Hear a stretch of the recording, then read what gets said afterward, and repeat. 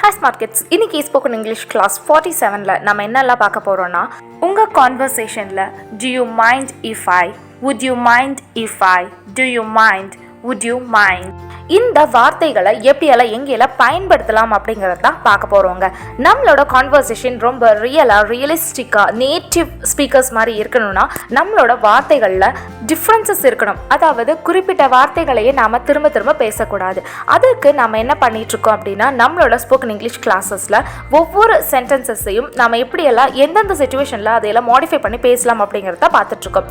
அந்த வகையில் இன்றைக்கி நம்ம பார்க்க போகிறது do you mind if I, would you mind if I, do you mind, would you mind. Friends, நம்ம சென்டென்சஸ் பார்க்கறதுக்கு முன்னாடி இந்த வார்த்தைகளை எந்தெந்த இடத்துல நாம் பயன்படுத்தலாம் அப்படிங்கிறத தெரிஞ்சுக்கலாம். do you mind if I அப்படிங்கிறத நம்ம ப்ரெசன்ட் டென்ஸில் பயன்படுத்தணுங்க. would you mind if I past டென்ஸில். பட் இந்த வார்த்தைகள் do you mind if I, would you mind if I, do you mind, would you mind இது எல்லாமே ஒரு ரெக்வெஸ்ட் அல்லது பெர்மிஷன் கேட்கறதுக்காக யூஸ் பண்ணக்கூடிய வார்த்தைகள். அதாவது நான் இதை பண்ணிக்கிட்டா, நான் இதை பண்ணுனா உங்களுக்கு ஏதாவது சிரமமா அப்படின்னு அவங்களுக்கு அப்ஜெக்ஷன் இருக்கா அப்படின்னு நம்ம கேட்போம் இல்லைங்களா? அந்த மாதிரி இருக்கிற சூழ்நிலைகளில் இந்த வார்த்தைகள் பயன்படுத்தலாம். ஃபார் எக்ஸாம்பிள், எதிர்க்கிறார்களா, உங்களுக்கு கவலையா, உங்களுக்கு விருப்பமா, ஆட்சேபம் இல்லையா, பரவாயில்லையா, கவலைப்படுகிறீர்களா, விரும்புகிறீர்களா, இந்த மாதிரி எல்லாம் கேட்கும் பொழுது பயன்படுத்தலாம். ஃப்ரெண்ட்ஸ், மைண்டுங்கிற வார்த்தை எதை மீன் பண்ணுதுன்னா ஒருத்தவங்களுக்கு இது ட்ரபிளாக இருக்கா அல்லது அனாய்டாக ஃபீல் பண்ணுறாங்களா, தட் மீன்ஸ் தொந்தரவாக இருக்கா அல்லது எரிச்சலாக அவங்க ஃபீல் பண்ணுறாங்களா அப்படிங்கிறத கேட்கறதுக்கு தான் நம்ம மைண்டுங்கிற வார்த்தை பயன்படுத்துகிறோம். வாங்க ஃப்ரெண்ட்ஸ், கிளாஸ்க்குள்ளே போய் 50+ சென்டென்சஸ் வித் தமிழ் மீனிங் பார்க்கலாம்.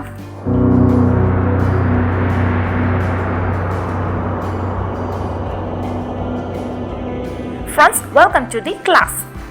Do you mind if I watch your work? நான் உங்கள் வேலையை பார்த்தால் உங்களுக்கு கவலையா? Do you mind if I go inside? நான் உள்ளே போனால் உங்களுக்கு ஆட்சேபம் இல்லையா? ஃப்ரெண்ட்ஸ், இந்த மாதிரி ஒருத்தவங்க கிட்ட நான் இதை பண்ணுனா உங்களுக்கு இதில் சங்கடம் இல்லையா, ஆட்சேபம் இல்லையா, வருத்தம் இல்லையா, கவலை இல்லையான்னு கேட்போம் இல்லைங்களா? அந்த கான்வர்சேஷனில் நம்ம இந்த வார்த்தைகளை எல்லாம் பயன்படுத்தலாம். வாங்க ஃப்ரெண்ட்ஸ், இன்னும் நிறைய சென்டென்சஸ் பார்க்கலாம். அப்போ உங்களுக்கு தெளிவாக புரிஞ்சிடும் எந்தெந்த இடத்துல நம்ம கரெக்டாக எந்தெந்த வார்த்தைகளை பயன்படுத்தலாம்னு. Third sentence, do you mind if I come in? நான் உள்ளே வந்தால் உனக்கு ஆட்சேபம் இல்லையா? Fourth one, do you mind if I tell this to him? இதை அவனிடம் சொன்னால் உனக்கு ஆட்சேபனையா? Fifth sentence, do you mind if I call him? நான் அவரை அழைத்தால் உங்களுக்கு கவலையா? Sixth one, do you mind if I smoke? நான் புகைப்பிடித்தால் நீங்கள் தவறாக எடுத்துக்கொள்வீர்களா? Seventh one, do you mind if I don't convey this? நான் இதை தெரிவிக்கவில்லை என்றால் உங்களுக்கு கவலையா? Eighth one, do you mind if I borrow it? நான் கடன் வாங்கினால் உங்களுக்கு கவலையா? Ninth one, do you mind if I find that? நான் அதை பார்த்தால் உங்களுக்கு கவலையா? Tenth one, do you mind if I take a nap? நான் ஒரு குட்டி தூக்கம் போட்டால் உங்களுக்கு ஆட்சேபம் இல்லையா? 11th one, do you mind if I ask this to your friend? இதை நான் உங்கள் நண்பரிடம் கேட்டால் உங்களுக்கு கவலையா? 12th one, do you mind if I take a photo with you? நான் உன்னுடன் புகைப்படம் எடுத்துக்கொண்டால் உனக்கு ஆட்சேபனையா? 13th one, would you mind if I took the day off tomorrow?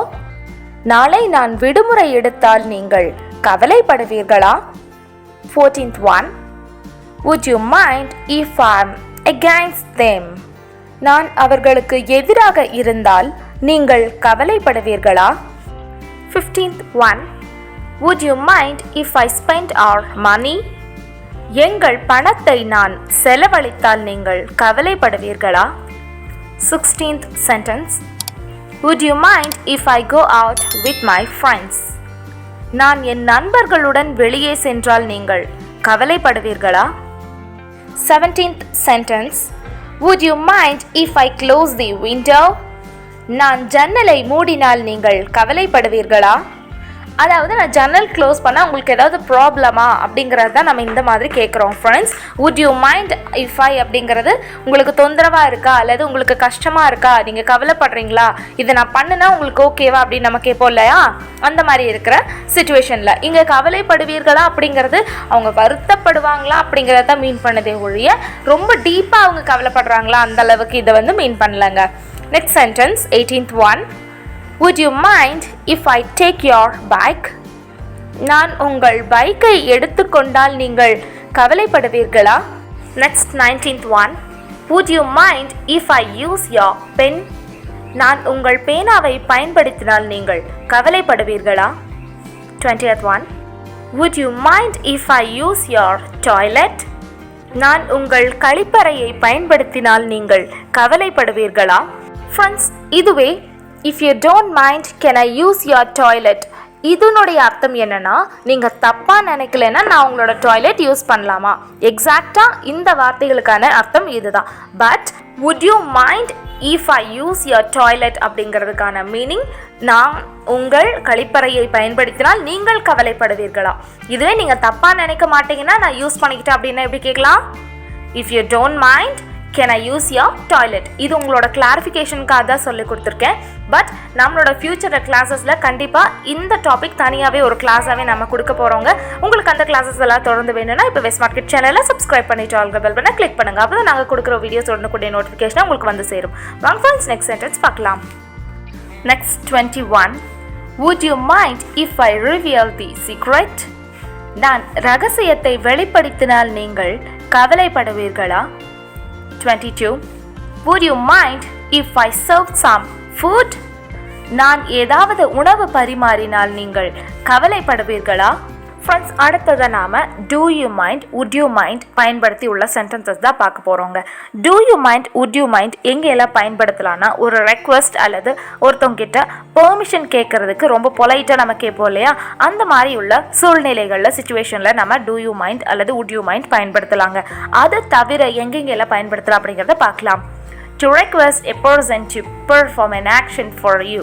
அதாவது உங்களுக்காக ஏதாவது ஒன்று செய்யணும்னு வச்சுக்கோங்களேன், தப்பாக நினைக்கலன்னா கொஞ்சம் அதை பண்ணி கொடுக்குறீங்களா, தப்பாக நினைக்கிறீங்களா அதை கொஞ்சம் எடுத்து கொடுக்குறீங்களா, அந்த மாதிரி நம்ம கேட்போம் இல்லையா, அந்த சிச்சுவேஷன்ஸ் எல்லாம் நம்ம எப்படி பயன்படுத்தலாம்னா do you mind plus gerund phrase. gerundனா ingல எண்ட் ஆகக்கூடிய nouns. For example, his hobby is collecting stamps. இந்த சென்டென்ஸில் கலெக்டிங்கிறது தான் gerundங்க. நவுன் கூட ing சேர்ந்து எண்டாக இருந்துச்சுன்னா அது gerund. ஃப்ரெண்ட்ஸ், இந்த மாதிரியான gerund நம்ம do you mind கூட சேர்த்து பேசும் பொழுது நாம் ஒருத்தவங்க கிட்ட எனக்காக இதை கொஞ்சம் செஞ்சு தரீங்களா, அதாவது ஒரு ஆக்ஷனை ஒருத்தவங்க கிட்ட ரெக்வஸ்ட் பண்ணுற மாதிரியான மீனிங் வரும். do you mind ப்ளஸ் gerundோ அதே மாதிரி தாங்க. would you mind plus gerund ஃப்ரேஸும் அதே மாதிரி தான். Next, to order someone to do something, ask a question often angrily. அதாவது கொஞ்சம் கோபமாக நம்மளோட கோபத்தை தெரிவிக்கிற மாதிரி ஒருத்தவங்க கிட்ட ஆர்டர் பண்ணுறதுக்கு அல்லது ஏதாவது கேள்வி கேட்கறதுக்கு நாம் would you mind அப்படிங்கிற வார்த்தைகளை பயன்படுத்தி பேசலாம். வாங்க ஃப்ரெண்ட்ஸ் நம்ம சென்டென்சஸ் பார்க்கலாம். சென்டென்சஸ் பார்க்கும்போது உங்களுக்கு தெளிவாக புரியும் எங்கே லைப்ரரியில் பயன்படுத்தலான்னு. வாங்க சென்டென்சஸ் பார்க்கலாம். Sentence 23. do you mind sharing with Akash? ஆகாஷுடன் பகிர்ந்து கொள்ள விரும்புகிறீர்களா? 24th. do you mind telling me about this? இதை பற்றி என்னிடம் சொல்ல உங்களுக்கு விருப்பமா? 25th one. do you mind giving me the information? எனக்கு தகவல் தருவதில் உங்களுக்கு விருப்பமா? 26th. do you mind teaching them? அவர்களுக்கு கற்பிப்பதில் உங்களுக்கு விருப்பமா? 27th one. do you mind getting the same? நீங்கள் அதையே பெற விரும்புகிறீர்களா? 28th one. do you mind waiting till the end? இறுதி வரை காத்திருக்க விரும்புகிறீர்களா? 29th one. do you mind speaking in my native language? என் தாய்மொழியில் பேசுவதில் உங்களுக்கு விருப்பமா? 30. do you mind explaining however? இருப்பினும் நீங்கள் விளக்க விரும்புகிறீர்களா? 31. do you mind getting us some biscuits? எங்களுக்கு கொஞ்சம் பிஸ்கெட் வாங்கி தருகிறீர்களா? 32. Do you mind sending this? இதை அனுப்புவதில் உங்களுக்கு விருப்பமா? 33. Do you mind carrying those a little bit? அவற்றை கொஞ்சம் சுமக்க உங்களுக்கு விருப்பமா? 34. Do you mind accompanying me? என்னுடன் வர உங்களுக்கு விருப்பமா? 35th sentence. Do you mind getting on with this work? இந்த வேலையை தொடர விரும்புகிறீர்களா? 36th. Do you mind cleaning the room? அறையை சுத்தம் செய்வதில் உங்களுக்கு விருப்பமா? 37th.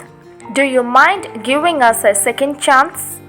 எங்களுக்கு ஒரு இரண்டாவது வாய்ப்பு கொடுக்க விரும்புகிறீர்களா? 38th. Do you mind talking with me? என்னுடன் பேச உங்களுக்கு விருப்பமா?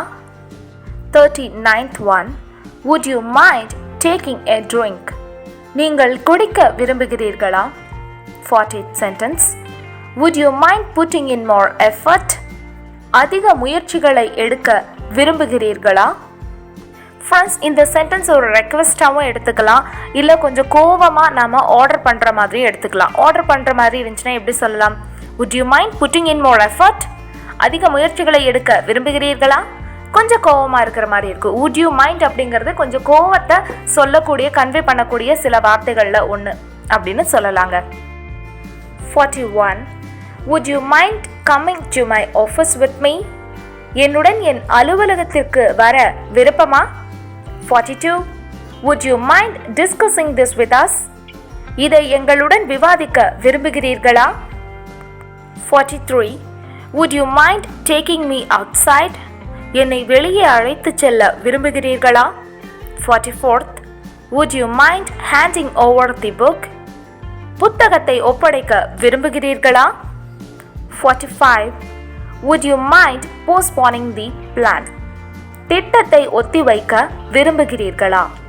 46th sentence. Would you mind helping me with this?